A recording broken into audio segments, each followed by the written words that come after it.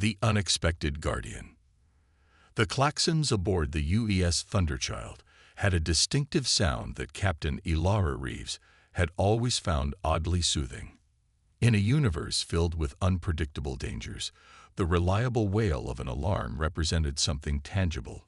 Danger had a sound, and sound meant you were still alive to hear it. "Status report," Reeves commanded, her voice cutting through the commotion on the bridge. Her uniform bore the insignia of Earth Fleet Command, though the experimental vessel she commanded existed in a gray area of military protocol, officially sanctioned but operationally deniable when convenient for Earth's politicians. Commander Jackson Way's fingers danced across holographic interfaces, each movement precise despite the ship's subtle vibration as its quantum engines pushed against the fabric of space-time. "Confirmed, Captain. Energy signatures match the pattern from the New Horizon colony attack. Whatever destroyed them is here." The Thunderchild hung in the void at the edge of the Arcturus system, a region of space that the Galactic Alliance had designated as a developmental zone for humanity's expansion. 3 days ago, the colony on Arcturus IV had gone silent. The official Alliance investigation had declared it a tragic accident caused by atmospheric processor failure. Reeves knew better. "Magnification on Grid Sector 7B, she ordered. The main view screen shimmered, resolving into a star field where nothing appeared unusual to the untrained eye. But Reeves and her crew were far from untrained. "There," said Lieutenant Kaya Okafor, the tactical officer. Her cybernetically enhanced vision detected subtle distortions long before the ship's sensors could process them. Movement patterns consistent with non-random drift. "Those aren't asteroids." Reeves studied the screen, noting the slight irregularities in what should have been natural space debris. "Begin passive scan sequence, full spectrum. Let's see what they're hiding." Dr. Ezra Chen, the ship's chief science officer and xenobiologist, approached the command station with a data tablet. The British-Chinese scientist had been studying the scant evidence from the New Horizon colony since the Thunderchild had recovered fragmented transmissions from the settlement's final moments. "Captain, I've completed my analysis of the biological residue from Arcturus IV." His voice lowered. "It's worse than we thought. The colonists weren't just killed, they were harvested. Cellular degradation patterns suggest systematic extraction of neural tissue." Reeves' expression hardened. "Harvested?" "Yes, and the process shows evidence of technological precision beyond anything in the Alliance registry." The bridge fell silent.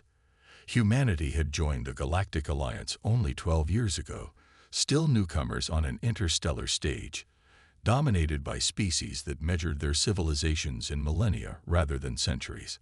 Most Alliance members viewed humans as primitive curiosities, tolerated for their unusual adaptability, but dismissed when they raised concerns about threats beyond the Alliance's known parameters. "The Alliance representatives called our evidence insufficient and speculative," Reeves said, remembering the patronizing tone of the Centaurian ambassador. "They suggested that humans might be too inexperienced to distinguish between an environmental catastrophe and actual aggression. And yet here we are," Way muttered, "chasing the very threat they claimed didn't exist." "Here we are indeed," Reeves agreed, "and we're going to prove them wrong." The Thunderchild wasn't a standard military vessel, classified as an adaptive defense platform. It incorporated technologies that pushed the boundaries of what Earth's scientists understood about quantum physics and neural systems. At its core was ARIA, Adaptive Responsive Intelligence Array, a quantum neural network that learned and evolved with each engagement. ARIA, Begin Threat Assessment Protocol, Reeves commanded. The ship's eye responded, its voice neither distinctly male nor female, but carrying a harmonious quality that somehow inspired confidence. Initiating multispectral analysis of anomalous objects in Sector 7B. Preliminary assessment indicates artificial constructs utilizing phase shift technology to mask energy signatures. The view screen changed, overlaying the starfield with false color imaging that revealed what had been hidden.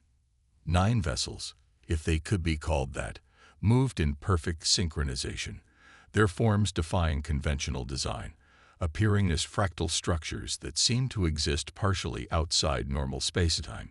"What the hell are those?" Okafor whispered.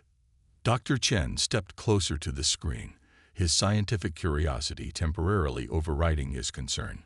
"Biomechanical. The structures appear to incorporate organic components within a crystalline matrix. They're not ships as we understand them. They're organisms, organisms that wiped out a colony of 12,000 people," Reeves reminded him. "Tactical assessment. Conventional weapons likely ineffective against phase-shifted entities," Araya reported. "Recommend adaptive resonance protocols." Reeves nodded. The Thunderchild had been built with exactly this kind of encounter in mind. Facing the unknown with technology flexible enough to adapt to it. Sound battle stations. Prep the quantum resonance array. Wei turned from his station, concern evident in his expression. "Captain, we don't have authorization for direct engagement. The Alliance explicitly ordered all Earth vessels to avoid contact with unknown entities pending their investigation." "The Alliance has had 3 days to investigate, Commander," Reeves replied, her green eyes flashing with determination. "In that time, these things could have reached another colony. I'm not waiting for another massacre while bureaucrats debate the meaning of sufficient evidence." She rose from her command chair, addressing the bridge crew. "Everyone on this ship volunteered knowing we might encounter situations that fall outside standard protocol. We're here because Earth Fleet Command suspected there were threats the Alliance either couldn't or wouldn't address. Now we found one." The captain tapped her console, bringing up a holographic display of the Arcturus system, highlighting human colonies with pulsing blue lights. "If these entities follow the same trajectory as at New Horizon, the research station at Themis is next. 3,000 civilians, including 400 children in the education dome." She looked around the bridge, meeting each officer's gaze. "I'm making the call. We engage. We stop them here. If I'm wrong, I'll accept the consequences. But if I'm right, and we do nothing, those deaths are on us." A moment of silence fell across the bridge before Okafor spoke up. "Tactical systems ready, Captain. Engineering reports quantum resonance array at full capacity," added Chief Engineer Sato over the comm system. Wei straightened his uniform and returned to his station. "Navigation plotting intercept course." Reeves nodded, feeling the weight of command. "Araya, initiate stealth protocols. Let's get close enough to hurt them before they know we're here." The Thunderchild's external hull began to shift, millions of nanomaterials rearranging to absorb and redirect sensor scans. What had been a sleek gunmetal gray warship now appeared as little more than a distortion against the starfield as they closed on the alien vessels. Araya provided continuous updates, entities maintaining coordination consistent with networked intelligence, detecting quantum-entangled communication signatures. Dr. Chen's eyes widened. A hive mind. That would explain the perfect synchronization. It would also explain how they coordinate complex attacks without detectable communications, Reeves noted. "Tactical. Can we disrupt quantum entanglement?" Okafor consulted her displays. The QR array could theoretically create enough quantum noise to temporarily break their connection, but we'd need to be inside their defensive perimeter. "Then that's where we're going." Reeves returned to her command chair. "Navigation. Plot a course through their formation. Araya. Analyze their movement patterns and identify the optimal entry point." "Analysis complete." Araya responded seconds later. "Recommend approach vector through coordinates 331 Mark 72. Probability of detection, 31.8%. That's a 68.2% chance of surprise on our side," Reeves said with grim satisfaction. "I'll take those odds." The Thunderchild moved with unnatural silence, its quantum engines leaving no traditional wake in space as they approached the alien formation. The bridge crew could now see details of the fractal vessels, their surfaces rippled with patterns that resembled neural networks, pulsing with energy that seemed to flow like blood through veins. "Those are definitely alive," Dr. Chen confirmed, his instruments recording terabytes of data. "And the internal patterns suggest not just intelligence but consciousness." "Conscious or not, they're predators," Reeves replied, "and we're about to show them that humans aren't easy prey." The Thunderchild slipped between two of the fractal vessels, now close enough that the view screen had to dim the intensity of their pulsing energy fields. At this range, the alien ships dwarfed the human vessel, each one at least 4 times the Thunderchild's size. "In position," Wei announced, tension evident in his normally calm voice. "QR array aligned with primary target." Reeves hesitated for just a moment. This was the point of no return, the moment where humanity would either establish itself as a defender against an unknown threat or be remembered as the species that provoked a new conflict. "Fire," she ordered. The Thunderchild's quantum resonance array activated, generating a field of chaotic quantum fluctuations that spread outward like ripples in a pond. When it reached the nearest fractal vessel, the effect was immediate and spectacular. The perfect synchronization of its neural patterns collapsed into disorder, energy pulses becoming erratic as the quantum entanglement linking it to the others temporarily shattered. "Direct hit," Okafor called out. "Target showing signs of systemic disruption." But before the crew could celebrate, the remaining alien vessels responded, their fractal structures beginning to reshape, adapting in real time to the attack. Energy beams lanced out from multiple points, not aiming at the Thunderchild's vital systems, but targeting its quantum resonance array with surgical precision. "They've identified our weapons system," Wei shouted as the ship shuddered under the assault. "Evasive maneuvers," Reeves commanded. "ARIA, begin adaptive defense protocols." The Thunderchild twisted in spacetime, its hull reconfiguring to absorb and redistribute the energy from the alien attacks. ARIA's quantum processors worked at speeds no human mind could match, analyzing the enemy's tactics and developing countermeasures in microseconds. "QR array down to 58% capacity," Chief Engineer Seto reported from engineering. "They're using some kind of resonance field to target our systems specifically. It's like they can see through our technology." Dr. Chen was frantically analyzing the data streaming from the damaged alien vessel. "Captain, I'm detecting a massive spike in quantum communications from the injured ship. It's broadcasting data on our weapons, our defenses, everything it learned from the attack." "They're adapting," Reeves realized. "Collective intelligence. One learns, all learn." She turned to tactical. "Okafor, recalibrate the QR array. Random frequency shifts. No pattern they can predict." "Working on it, but they're moving to surround us," Okafor replied, her enhanced eyes tracking multiple threat vectors simultaneously. The bridge lighting flickered as another energy beam struck the ship. Systems reported damage throughout the vessel, though the automated repair systems were already addressing the worst of it. "ARI, analysis of enemy attack patterns," Reeves demanded. "The entities appear to be prioritizing containment over destruction." The AI reported. "Tactical movements suggest intent to capture rather than eliminate." Reeves's eyes narrowed, just like at New Horizon Colony. "They don't want to destroy us. They want to harvest us." A chill ran through the bridge crew at the implication. "Captain, I'm detecting new energy signatures," Wei suddenly announced. "Large-scale distortions forming at coordinates 118 Mark 43. The view screen shifted to show a ripple forming in space, expanding into what appeared to be an artificial wormhole. Through it, they could see more fractal vessels, dozens of them, each identical to those they were currently engaging. "It's a call for reinforcements," Reeves realized, a knot forming in her stomach. "They're bringing in their fleet." The odds, which had been slim to begin with, were now approaching impossible.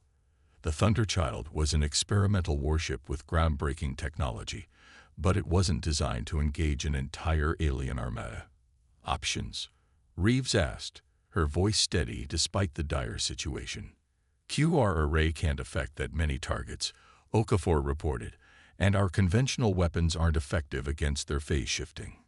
Captain, Dr. Chen said suddenly, his attention fixed on his data displays. I'm detecting a pattern in the quantum fluctuations of the damaged vessel. Its neural network is regenerating, adapting specifically to counter our attack. Reeves processed this information. They learned quickly, too quickly for a direct confrontation. She made her decision.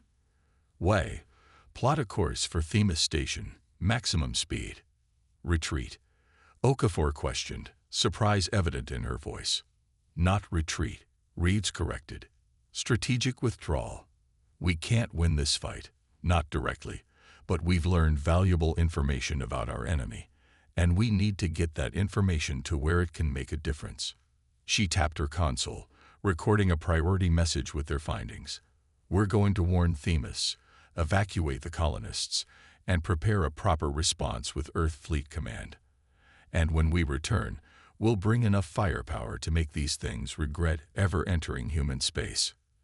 As the Thunderchild disengaged from combat, using a brief burst from its quantum resonance array to cover its escape, the fractal vessels pursued, but with an efficiency and coordination that confirmed Reeves's suspicions. These weren't random predators.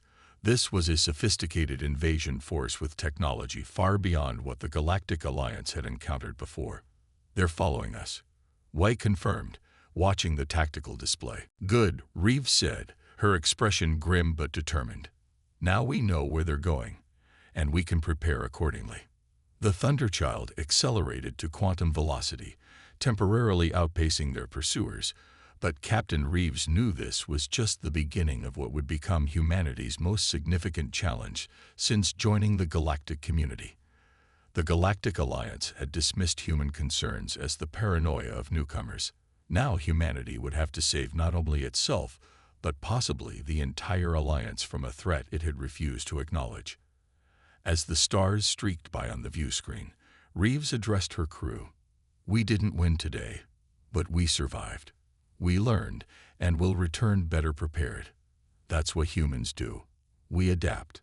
And soon these creatures will learn what happens when they threaten a species that has survived its own worst instincts for thousands of years. In the depths of space behind them, the fractal fleet regrouped, their neural network pulsing with what might have been anticipation. The hunt had begun. Defiance against the tide. The emergency evacuation of Themis Research Station had been chaotic but effective. Captain Ilara Reeves watched from the Thunderchild's bridge as the last civilian transport cleared the gravity well, escorted by 2 Earth Fleet defense cruisers that had arrived in response to their warning. 3,000 lives saved, Wei commented, standing beside her. The Alliance can't ignore that, Reeves replied, passing him a data tablet displaying the official Galactic Alliance response to their report. A diplomatic reprimand for unauthorized engagement with unidentified entities, and a formal request for Earth Fleet Command to recall the Thunderchild for consultation. They still think we're overreacting. Wei's disbelief was palpable. They think we're dangerous, Reeves corrected. Unpredictable. And right now, I'm inclined to prove them right. The 20 hours since their encounter with the fractal vessels, now designated Vorax in official communications, had been spent transforming the Thunderchild from an exploratory vessel into something approaching a proper warship. Chief Engineer Sato had cannibalized non-essential systems to enhance the quantum resonance array, while Dr. Chen worked with ARIA to analyze the biological components of the alien vessels. Lieutenant Okafor entered the bridge, her enhanced eyes adjusting to display tactical overlays of the system. Captain, Fleet Command has acknowledged our data packet. Admiral Tanis is requesting a direct communication. Reeves nodded. Put him through to my ready room. Once inside the privacy of her office, Reeves activated the secure quantum communication system. Admiral Omar Tanis's weathered face appeared in the holographic display, his expression a careful mask of neutrality. Captain Reeves, I received your preliminary report on the Vorax entities. Impressive work, if concerning. Thank you, sir, but we need more than acknowledgement. We need reinforcements. These things are unlike anything in the Alliance registry, and they're specifically targeting human colonies. Tanis leaned forward. The Alliance is resistant to the idea that an unknown species could evade their detection networks. They're suggesting your encounter might have been with a known species using unfamiliar technology. With respect, sir, that's bureaucratic nonsense. Dr. Chen's analysis confirms these are biomechanical entities with hive mind capabilities and technology that manipulates quantum states. The Alliance hasn't encountered anything like this before. I believe you, Captain, Tanis's voice lowered, which is why I'm authorizing your continued operation despite the Alliance's request for your recall. Reeves raised an eyebrow. Sir, officially, the Thunderchild is returning to Earth for debriefing. Unofficially, you have 48 hours to gather conclusive evidence of this threat, evidence the Alliance cannot dismiss.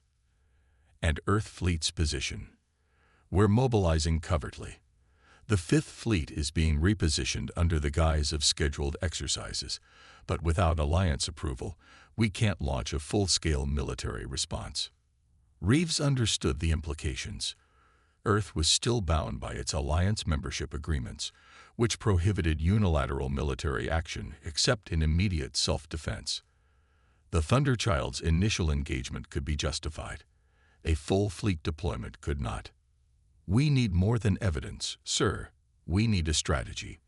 These things adapt too quickly for conventional tactics. Tanis nodded. That's why the Thunderchild remains our best option. Your ship's adaptive systems, particularly HFY, give you capabilities our standard vessels lack. Find their weakness, Captain, and exploit it. The transmission ended, leaving Reeves with both authorization and an impossible task. Develop a strategy to defeat an enemy that learned from every encounter. When she returned to the bridge, the senior staff had assembled. Orders, Captain? Wei asked. We hunt, Reeves replied simply. Oriah, project the likely course of the Vorax fleet based on their previous movements and the Themis evacuation. The AI displayed a holographic star map showing the Vorax fleet's projected path. Analysis indicates 92.3% probability they will target the science outpost on Proxima Centauri II as their next objective. That makes sense, Dr. Chen commented. Proxima I houses our advanced neural research facility. If they're harvesting neural tissue, they'd find it a valuable target, Reeves finished. Navigation. Set course for Proxima Centauri. Maximum speed. We need to get there ahead of them. As the Thunderchild accelerated to quantum velocity, Reeves gathered her senior officers in the tactical room. The circular chamber was dominated by a holographic projection table, currently displaying all available data on the Vorax. Standard tactics won't work against them, she began without preamble. They adapt too quickly, communicate too efficiently, and their technology exceeds our offensive capabilities. We need something they can't anticipate. What can't a hive mind anticipate? Okafor asked. Dr. Chen, who had been unusually quiet, studying the neural pattern displays from their scans of the damaged Vorax vessel, finally spoke. Chaos. Chaos? Reeves prompted. Hive minds operate on perfect synchronization, shared knowledge, shared purpose. They excel at systematic approaches but struggle with unpredictability. Chaos as a weapon, Reeves considered. How do we weaponize unpredictability? Chief Engineer Sato, who had joined them from engineering, pulled up schematics of the Thunderchild systems. We could modify the QR array to generate random quantum fluctuations instead of targeted disruptions. They wouldn't be able to adapt to a pattern that doesn't exist. It would reduce the effectiveness of each individual strike, Okafor noted, but increase our overall effectiveness against their adaptive defenses. Wei countered. They can't develop countermeasures against chaos. Reeves turned to Aria's interface. Aria. Analysis of proposed strategy. The A's response was immediate.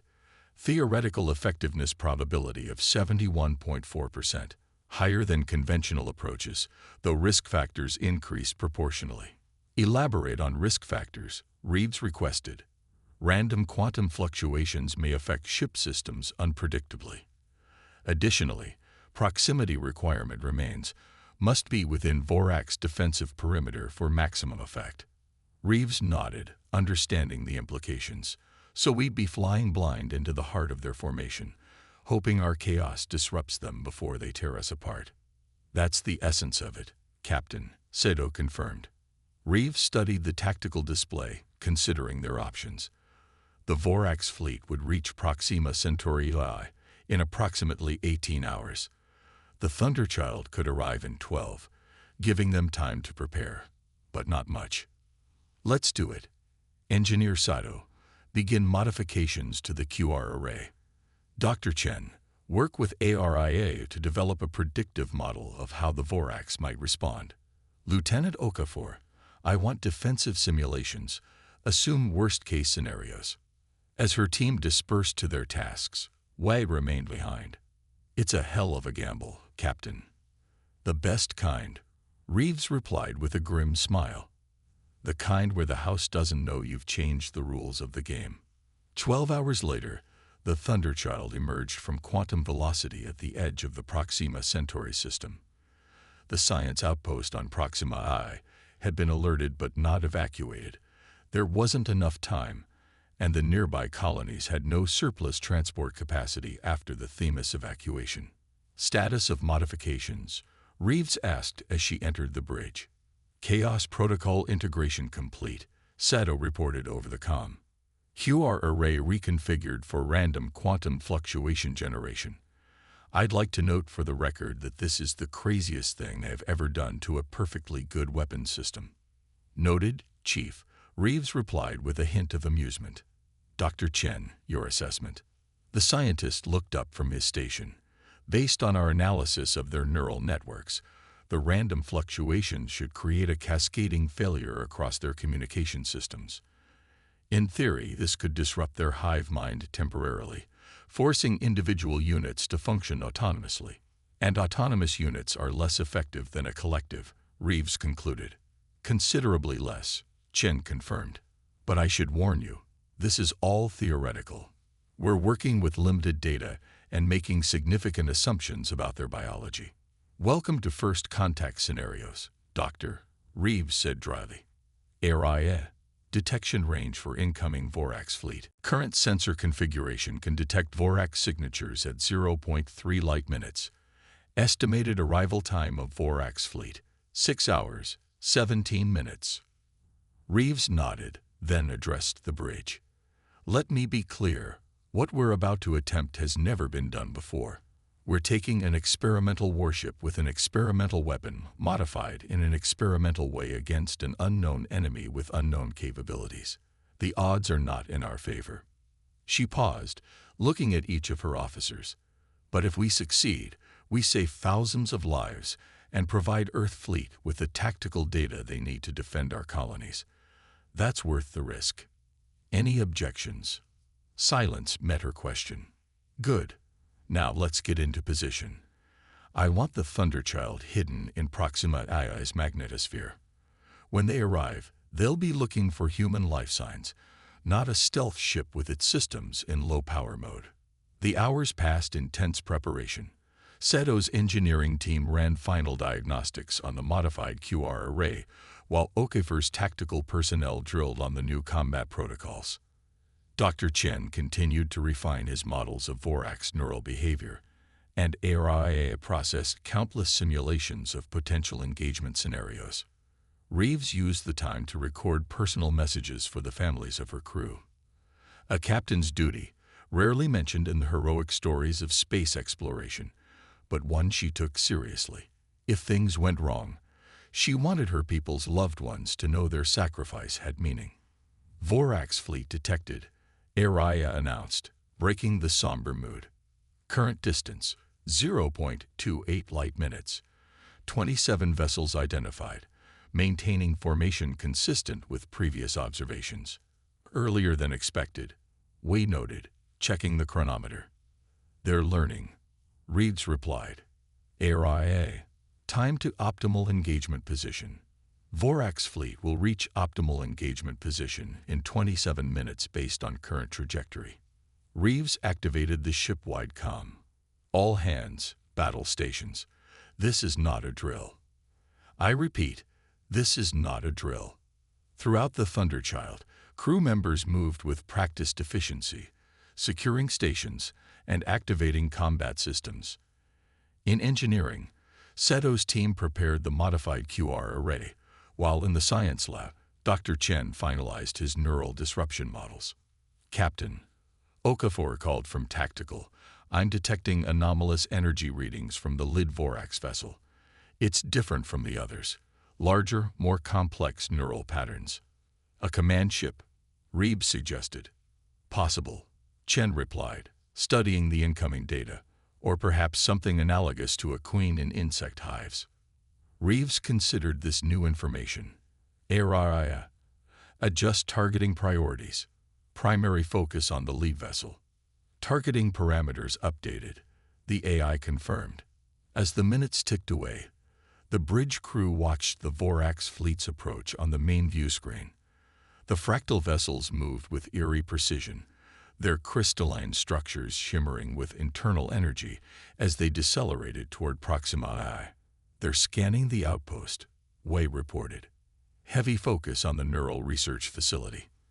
As predicted, Reeves said, prepare to break cover on my mark.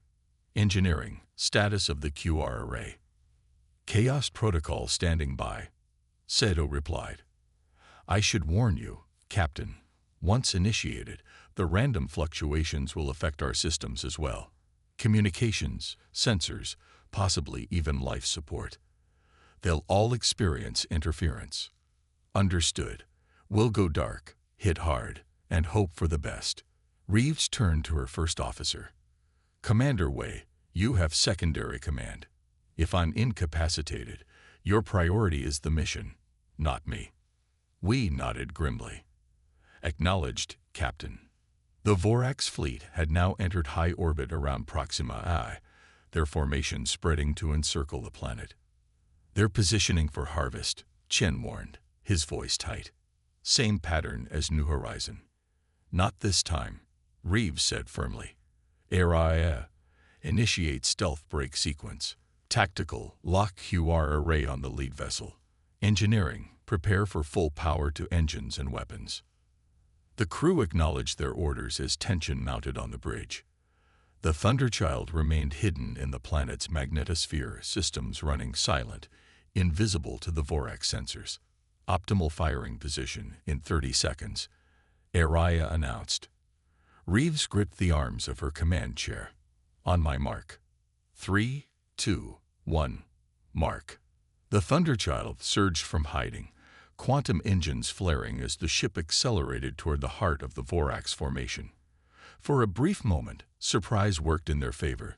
The alien vessels began to react, but slowly, their collective consciousness requiring milliseconds to process the unexpected threat. QR array at maximum charge, Okafor reported. Target locked. Fire Chaos Protocol, Reeves ordered. The modified quantum resonance array activated, but instead of the focused beam they had used in their previous encounter, it released a spherical wave of chaotic quantum fluctuations. The effect on the Vorax was immediate and dramatic. The perfect synchronization of their neural networks collapsed, fractal patterns becoming erratic, energy pulses shooting in random directions. The bridge lighting flickered as the chaos affected the Thunderchild systems as well. Displays glitched, gravity wavered, and several consoles sparked with feedback. Direct hit on lead vessel, Okafor called through the interference. Disruption spreading through their network. The view screen stabilized enough to show the Vorax command ship convulsing, its crystalline structure contracting and expanding erratically as cascading failures spread through its neural pathways. The surrounding vessels seemed momentarily directionless, their movements becoming uncoordinated. It's working, Wei exclaimed. They're losing cohesion. But the advantage was short-lived. Even as the chaos spread through their network, individual Vorax vessels began to adapt, isolating sections of their neural systems to preserve functionality. 3 of the nearest vessels turned toward the Thunderchild, their weapons charging. Evasive maneuvers, Reeves ordered as energy beams lanced toward them. The Thunderchild twisted away, but not quickly enough to avoid all the incoming fire. The ship shuddered violently as beams struck its aft section. Hull breach, Deck 4. Way reported. Emergency force fields holding. They're adapting faster than predicted, Chen warned, his instruments showing the Vorax neural networks reconfiguring. They're creating isolated subnets within their collective consciousness. Reeves assessed their situation rapidly. The Chaos Protocol had worked, partially, but not enough to disable the entire fleet. The Vorax were learning, adapting to unpredictability itself. AI analysis, she demanded. The AI's voice came through distorted by interference. Chaos Protocol effectiveness decreasing at estimated rate of 8.2% per minute. Complete Vorax adaptation projected in 12.4 minutes. Not enough time for reinforcements to arrive. Not enough time to evacuate the outpost. Reeves made a quick decision. Sato, can you modify the QR array to focus all its energy on the command ship? Maximum intensity. Damn the consequences to our systems. It would overload most of our power grid, the engineer replied after a moment's calculation. We'd lose propulsion, shields, possibly life support. It would be a one-way trip, Captain. Reeves nodded grimly. But it would work. In theory, yes. A focused chaos burst might collapse their entire network if we target the central node, the command ship. Another hit rocked the Thunderchild, sending several crew members sprawling across the bridge. Shields down to 31%, Okafor reported. We can't take much more of this. Reeves made her decision. Do it, Seto. Reroute everything we've got to the QR array. Navigation. Plot a collision course with the command ship. Captain. Y began to protest. Not for ramming, Commander, Reeves clarified. We need to get close enough that they can't evade the burst. Once we fire, use whatever propulsion we have left to get us clear. We nodded understanding. Aye, Captain. Collision course plotted. All hands, this is the captain. Reeves announced ship-wide. Prepare for emergency power rerouting. Secure all stations and brace for impact. The Thunderchild accelerated toward the Vorax command ship, taking hit after hit from the surrounding vessels, but maintaining its course. On the bridge, systems flickered and died as power was diverted to the modified QR array. We're in range, Okafor reported as the massive Vorax command ship filled the view screen. Its fractal structure had partially recovered from the initial chaos burst, but irregularities still rippled through its neural patterns. Fire everything, Reeves ordered. The QR array discharged its final desperate burst, a concentrated wave of quantum chaos that struck the Vorax command ship at point-blank range. The effect exceeded even Sato's predictions. The command ship's neural network didn't just disrupt.